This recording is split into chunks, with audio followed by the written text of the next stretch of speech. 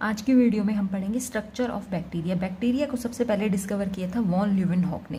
ठीक है, अब देखो जो बैक्टीरिया के स्ट्रक्चर है उसके अंदर डिफरेंट स्ट्रक्चर प्रेजेंट होती हैं, like cell wall, flagella, pili, glycocalyx, plasma membrane, mesosome, cytoplasm and nucleoid.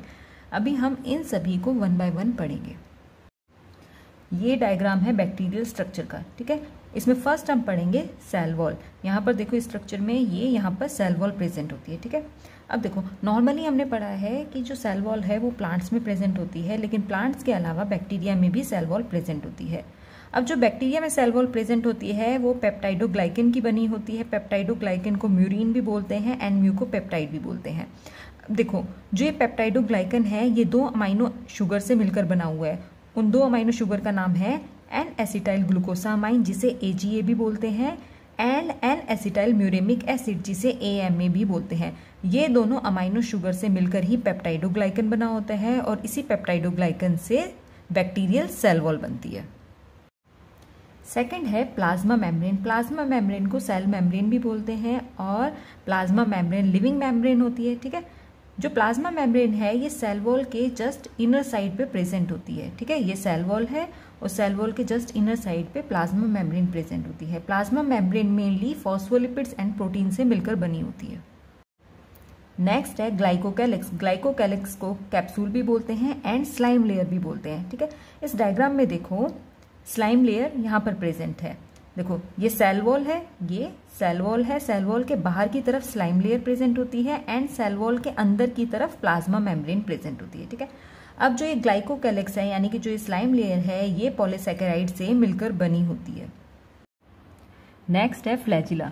देखो जो मोटाइल बैक्टीरिया होता है, मोटाइल का मतलब यहाँ पर है कि जो बैक्टीरिया मूव करता है उसे बोलते हैं मोटाइल बैक्टीरिया।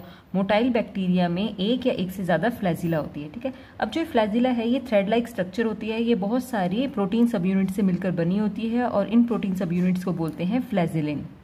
इस डायग्राम में देखो ये जो स्ट्रक्चर है पूरी ये है फ्लैजिला की स्ट्रक्चर। अब देखो जो ये फ्लैजिलम है इसके 3 पार्ट होते हैं, filament, hook and basal body. ठीक है, अब इन सभी के अलग अलग फंक्शन होते हैं, ये हम पढ़ेंगे। फर्स्ट है फिलामेंट। जो ये वाली स्ट्रक्चर है इसे बोलते हैं फिलामेंट। ये जो फिलामेंट है ये सराउंडिंग मीडियम में एक्सटेंड करता है। ये देखो ये बैक्टीरिया की पूरी स्ट्रक्चर है और ये स्ट्रक्चर से बाहर की तरफ निकला हुआ है। उसके बाद है हुक। हुक का काम होता है कि हुक इस फिलामेंट को और बेसल बॉडी को कनेक्ट करके रखता है। फ्लैजिला का थर्ड पार्ट है बेसल बॉडी। बेसल बॉडी में एक सेंट्रल रॉड होती है जिसके चारों तरफ रिंग्स होती हैं और बेसल बॉडी की हेल्प से ही जो ये फ्लैजिलम है ये मूव करती है। नेक्स्ट है पिलेई और फिम्ब्रियाई। देखो जो ग्राम नेगेटिव बैक्टीरिया है उसकी वॉल में से माइन्यूट हेयर लाइक स्ट्रक्चर्स निकलती हैं जिसे बोलते हैं पिलेई और फिम्ब्रियाई। ये जो पिलेई है ये रिजिड होते हैं और ये जिस प्रोटीन से बने होते हैं उस प्रोटीन को बोलते हैं पिलिन। नेक्स्ट है मीजोजोम्स।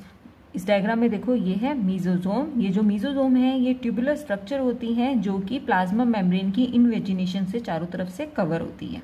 नेक्स्ट है साइटोप्लाज्म। इस डायग्राम में देखो ये जो सेंटर में है ये है साइटोप्लाज्म। जो साइटोप्लाज्म है ये बहुत सारी चीज़ों का कॉम्प्लेक्स है जिसमें आता है proteins, lipids, minerals, nucleic acids and water. ठीक है, इसके अलावा साइटोप्लाज्म में फूड रिजर्व मटेरियल भी प्रेजेंट होता है और जो मेजर रिजर्व फूड मटेरियल है वो है ग्लाइकोजन। ठीक है, जो कि साइटोप्लाज्म में ही प्रेजेंट होता है। अब देखो जो ये बैक्टीरियल साइटोप्लाज्म है इसके अंदर राइबोसोम्स भी प्रेजेंट होते हैं और बैक्टीरिया में जो राइबोसोम प्रेजेंट होते हैं वो 70S टाइप के राइबोसोम्स होते हैं और इन राइबोसोम में ही प्रोटीन का सिंथेसिस होता है। नेक्स्ट है न्यूक्लियोइड।